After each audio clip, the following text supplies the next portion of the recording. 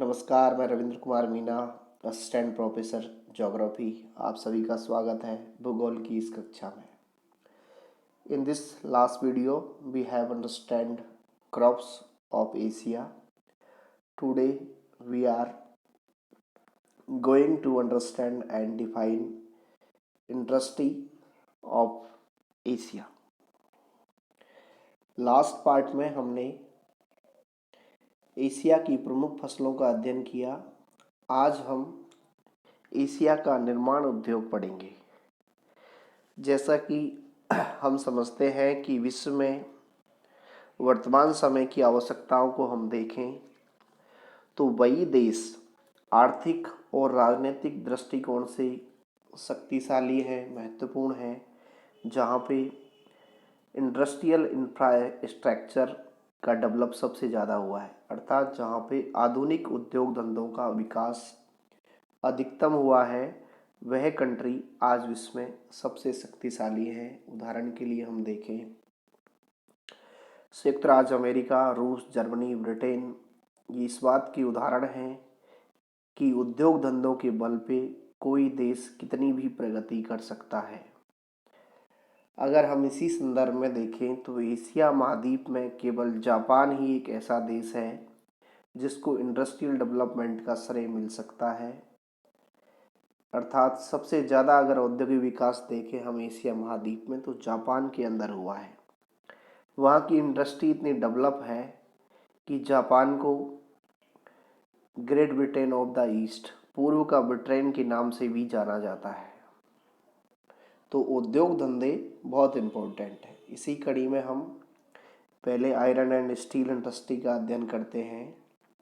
जैसा लोहे को जब हम पढ़ रहे थे रिसोर्सेज के अंदर, मिनरल्स में, तो कि लोहा जो है आधारभूत धातु है, उसी कड़ी में हम लोहा इस्पात उद्योग देखें तो धातु उद्योग में सबसे महत्वपूर्ण इंडस्ट्री है जो लोहा और इस्पात उद्योग है, क्योंकि ये बाकी सभी इंडस्ट्री की आधारशिला है. प्रत्येक उद्योग के लिए जब मशीनों की आवश्यकता पड़ती है तो उसका निर्माण लोहा और इस्पात से ही होता है. एशिया के अंदर यह उद्योग प्राचीन काल से कुटीर उद्योग के रूप में चला आ रहा है. यहाँ के लोग लोहे का इस्तेमाल प्राचीन काल से कर रहे हैं, पर वर्तमान समय में ये आधुनिक उद्योग के रूप में इसका विस्तार हो गया है. किसी भी एरिया में आयरन एंड स्टील इंडस्ट्री के लिए कुछ आवश्यक मूलभूत दशाएं होती हैं.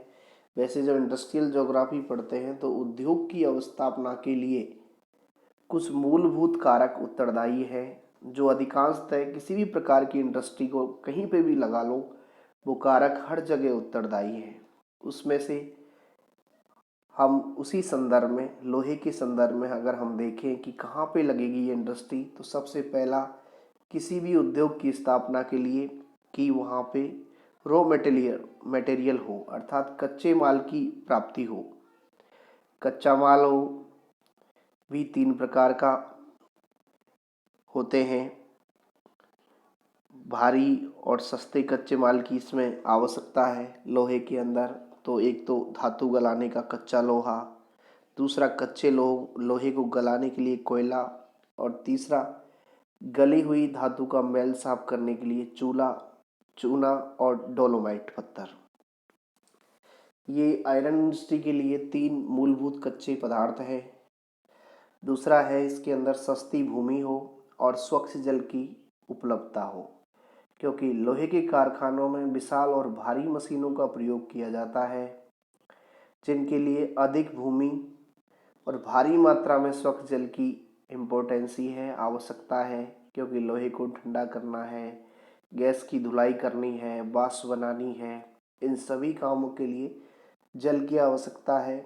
और इंडस्ट्री बड़ी होती है, उसके लिए जमीन की आवश्यकता पड़ती है. इसलिए दूसरा कि भूमि सस्ती मिले और स्वच्छ जल की उपलब्धता हो. तीसरा और महत्वपूर्ण है कि परिवहन के साधनों की सुविधा.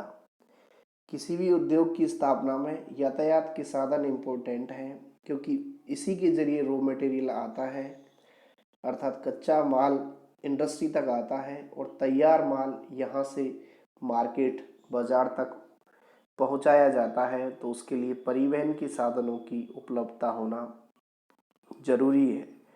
परिवहन के साधन सस्ते हों, ये सकारात्मक प्रभाव पड़ता है इंडस्ट्री की स्थापना में, ये महत्वपूर्ण कारक है। इसके अलावा कुछ अन्य हैं जो लौह इस्पात उद्योग की स्थापना में, जैसे कि भारी मात्रा में पूंजी का इसमें व्यय होता है, इसलिए पूंजी की कमी नहीं हो, मशीनें हो, उच्च तकनीक हो, विशिष्ट कच्चा माल और कुशल श्रम की आवश्यकता लोहा इस्पात उद्योग की स्थापना में पड़ती है। एशिया में अगर हम देखें कि लोहा इस्पात उद्योग का जो स्थानीकरण हुआ है वो कहाँ कहाँ हुआ है, तो हम देखते हैं इसका जो वितरण है उसमें पहला राष्ट्र है चाइना। चीन के अंदर लोहा जो इस्पात है वो पूरे विश्व में नंबर 1 पे है प्रोडक्शन के मामले में। यहाँ विश्व का 23.9% पिग आयरन और 17% अशुद्ध इस्पात का प्रोडक्शन चाइना करता है। प्राचीन काल से ही चीन में यह उद्योग था, लेकिन वर्तमान समय में चीन का आधारभूत ढांचा मजबूत है, उसकी वजह से यहाँ पे उत्पादन है वो बाकी राष्ट्रों की अपेक्षा अधिक है। यहाँ के प्रमुख उत्पादक क्षेत्र मंचूरिया, जिसके अंदर हम अगर मैप पे देखेंगे तो अंसान, फसूनो, मुकडेन, ओसिनो ये प्रमुख इस्पात के केंद्र हैं। दूसरा हम देखें यांगटीसी की क्षेत्र है, ये चीन का मध्यवर्ती पार्ट है। आप एटलस का इस्तेमाल करें ताकि आसानी से इन जगहों को देख सकें। तो यांगटीसी के क्षेत्र में वुहान, और वुहान का नाम जब आता है तो कोविड-19 की जो बीमारी है उससे वुहान शहर याद आ जाता है। तो ये वुहान जो है लौह इस्पात उद्योग का केंद्र है। मनसान, हुआंगसान, संगाई, हैकाओ और तापे ये यांगटीसी क्षेत्र के प्रमुख क्षेत्र हैं। तीसरा है शांसी क्षेत्र, यह चीन का उत्तरी भाग है। यहाँ पे यांगचुआन, टिटसिन, हानसोन, पैकिंग आदि क्षेत्र हैं जहाँ से इस्पात का उत्पादन होता है। एशिया में अगर दूसरे राष्ट्र की बात करें तो जापान टोटल जो वर्ल्ड है उसका 13.9% इस्पात उत्पादित करता है और जापान चीन के बाद विश्व का दूसरा सबसे बड़ा इस्पात उत्पादक देश है। जापान की खासियत ये है कि यहाँ पे कच्चा माल नहीं है, कच्चा माल ये आयात करता है और पक्का माल यानी इस्पात तैयार करके निर्यात करता है। जापान में देखें हम तो यहाँ की बेहतरीन जो टेक्नोलॉजी है उसकी वजह से यहाँ पे इतनी प्रगति हुई है। ये विश्व के अन्य राष्ट्रों के लिए बेहतरीन उदाहरण है कि एक छोटा सा देश है पर लोग कुशल हैं, कर्मठ हैं, उसकी वजह से ये इस्पात उत्पादन में पूरे विश्व में नंबर 2 पे है। और आयात में हम देखें तो ये भारत से सबसे अधिक आयात करता है, अर्थात हम अपने लोहे को, कच्चे लोहे को जापान भेजते हैं और जापान से तैयार लोहे को हम लेते हैं। उत्पादक क्षेत्र अगर जापान की बात करें तो याप्ता तोबाता है जो होशिंग का क्षेत्र है, यहीं से पहली इंडस्ट्री लगी थी जापान के अंदर। दूसरा जो क्षेत्र है कोबे ओसाका है, महत्वपूर्ण व्यापारिक केंद्र है ये पूर्वी तट के पास। तीसरा किहिन प्रदेश है जो होन्शु द्वीप जापान का है, उसका पूर्वी तटीय क्षेत्र है। इसके अंदर महत्वपूर्ण व्यापारिक शहर टोक्यो, याकोहामा, कावासाकी आदि प्रमुख केंद्र आते हैं। और नंबर 4 पे आता है होक्काइडो द्वीप, यह भी जापान का प्रमुख इस्पात उत्पादक केंद्र है। नेक्स्ट हम देखें तो भारत में हम देखें कि इंडिया के अंदर पहला जो कच्चा लोहा बनाने का कारखाना था वो 1875 में कुल्टी जो जगह है वेस्ट बंगाल के अंदर वहाँ पे लगाया गया। भारत इस्पात उत्पादन में विश्व में 10वें नंबर पे है, जबकि एशिया के अंदर तीसरे स्थान पे है। विश्व के कुल इस्पात का 3% उत्पादन भारत में होता है और भारत के अंदर कुछ महत्वपूर्ण जो उत्पादक क्षेत्र में फैक्ट्रियाँ लगी हुई है वो Tata iron and steel company Jamshedpur के अंदर है, झारखंड के अंदर। यहाँ के जो क्षेत्र है वहाँ पे झरिया, रानीगंज, सिंहभूमि, क्योंझर, इन क्षेत्रों से कच्चा माल प्राप्त होता है और यहाँ पे Tata iron and steel company के अंदर माल तैयार किया जाता है। दूसरा है Indian iron and steel company. तीसरी है Visvesvaraya iron and steel company.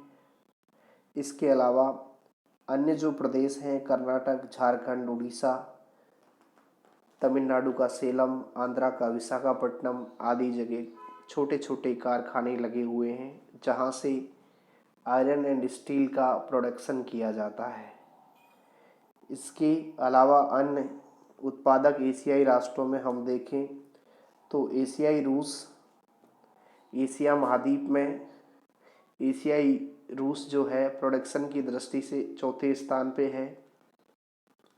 फिर उत्तरी कोरिया, दक्षिणी कोरिया, टर्की, ये आदि देश हैं जहाँ पे लौह इस्पात का उत्पादन किया जाता है। ये एशिया के निर्माण उद्योग का पहला जो धातु है लोहा इस्पात उद्योग, उसको हम पढ़ रहे हैं। नेक्स्ट वीडियो में हम एशिया की अन्य इंडस्ट्री जिसके अंदर सूती वस्त्र है, सीमेंट उद्योग है और भी कई इंडस्ट्री हैं उनका अध्ययन करेंगे। Thank you.